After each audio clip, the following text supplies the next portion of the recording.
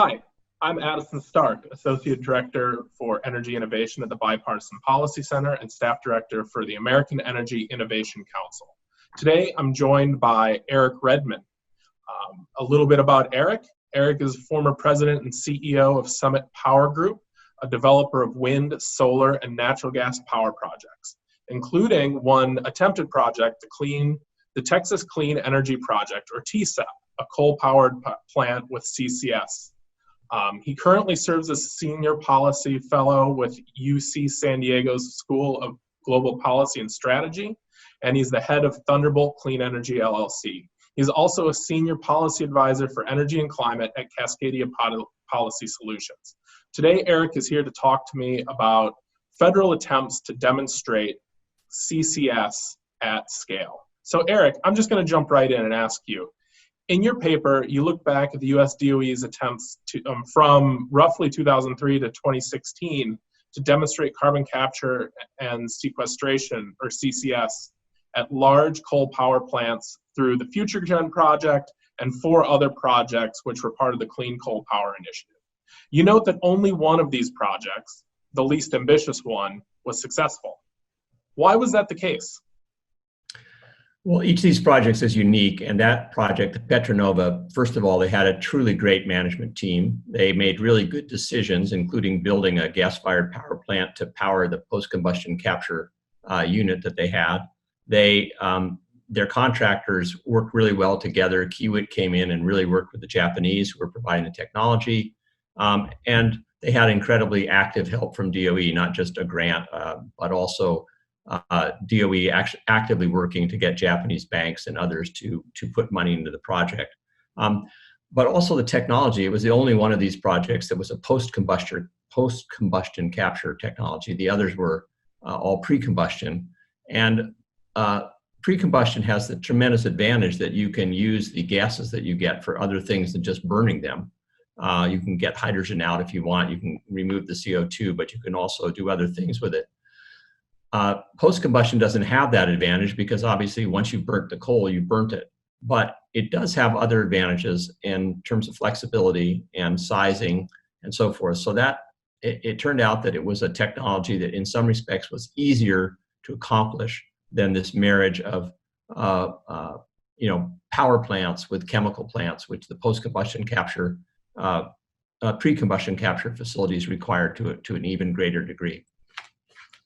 Yeah, that is interesting. I think that touches on a theme that emerged in your paper. You know, one of the facts that these first-of-a-kind projects seem to suffer from multiple challenges like cost overruns, missing on-time milestones due to the integration of multiple unproven complex systems, like you just mentioned, the idea of marrying a coal gasification and CCS plant, the power plant and chemical plant together, 2 relatively unproven technologies at the time.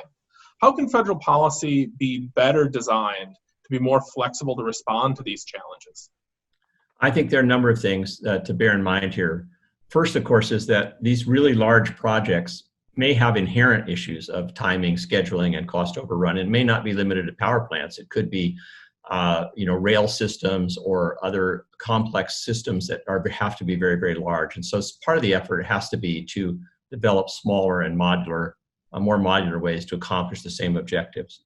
But I think some bigger lessons are you can't really have innovation policy driven by short-term crises. And these projects were driven by really high prices in natural gas, which turned out to completely dissolve.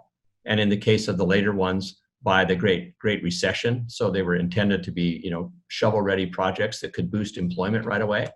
And that's not the same thing as focusing on decarbonization and sticking with the decarbonization goal and taking it all the way through to get those first-of-a-kind plants built.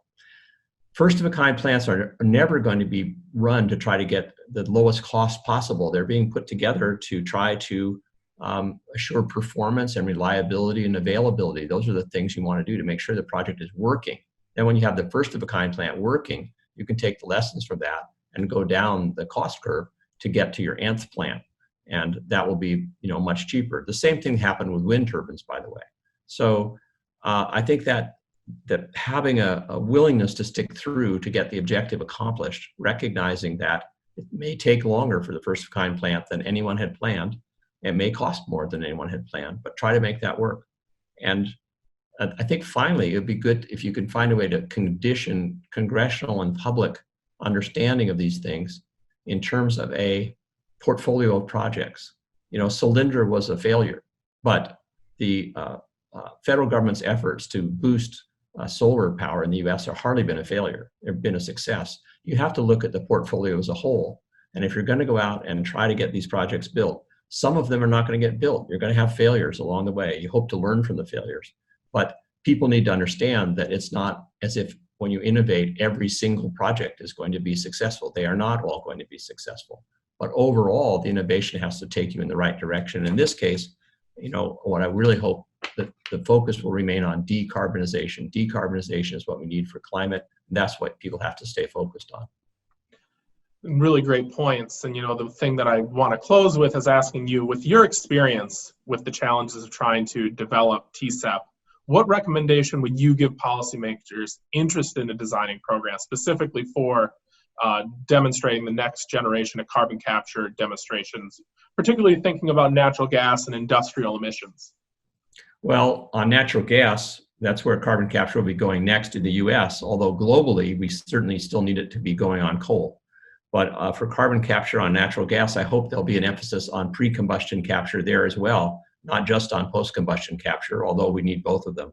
And as far as industrial capture goes, people need to realize that these industrial clusters, which are a great idea and need to be done, they're going to require some sort of anchor tenant to keep that infrastructure, make sense of the infrastructure, because the individual industrial plants can go out of business. You build infrastructure out to some plant and then it goes out of business, or they don't all operate in continuous batches. A lot of batch processing instead of continuous processing.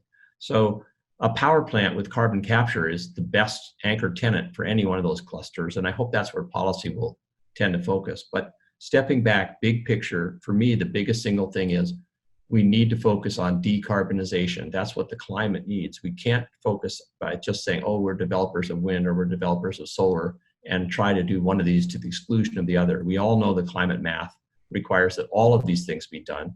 And we have to, in the US, be developing the climate-friendly technologies and deploying them, not just R&D, but actual deployment of what we have, because we have to provide the technology that the developing world will need to employ. We can't expect the developing world to itself do all the R&D and develop the technologies. What we have with our role as a global leader is to get these technologies to the commercial stage and make them available to the world, which is what climate needs.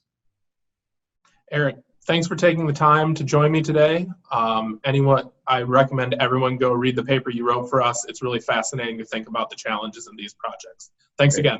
Thanks, Addison. Appreciate it.